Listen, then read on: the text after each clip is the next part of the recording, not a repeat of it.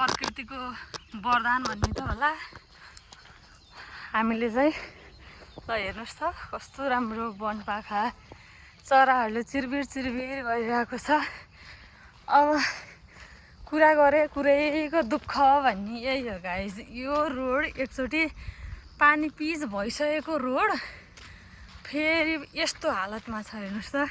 जति बेला पानी पिच भइसकेको थियो त्यो बेलामा कमसेकम ठेक्का लिएको मान्छेले राम्रोसँग चासो लिएको भए अहिले यस्तो यात्रुहरूले शास्ति खेप्नु पर्थ्यो होला त।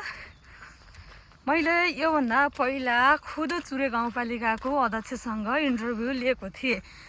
त्यो अन्तर्वार्ता सायद तपाईँहरूले हेर्नु पनि भएको थियो होला। त्यसमा चाहिँ गाउँपालिकाको अध्यक्षले के भन्नुभएको छ भन्दाखेरि 2 वर्षभित्रमा हामीले चाहिँ यो रोड बनाउन प्रयत्न गर्नेछौँ भन्नुभएको थियो। 2 वर्षबाट त कटिसक्यो। त्यो भएर हामीले अब जसरी सङ्घबाट उडेको छ नि एमाले काङ्ग्रेसहरू स्थानीय तहबाट नि उडाएपछि तब बल्ल हाम्रो ठाउँहरू विकास हुने होला। नत्र भने यस्तै हो गाइज।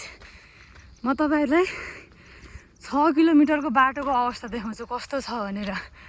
गाडी पाउनु त कुरै छैन यो ठाउँमा। हिँडेर मान्छेहरू अब आफै भन्नुहोस् 6 किलोमिटर बाटो कति समयमा हिँडेर भ्याइन्छ।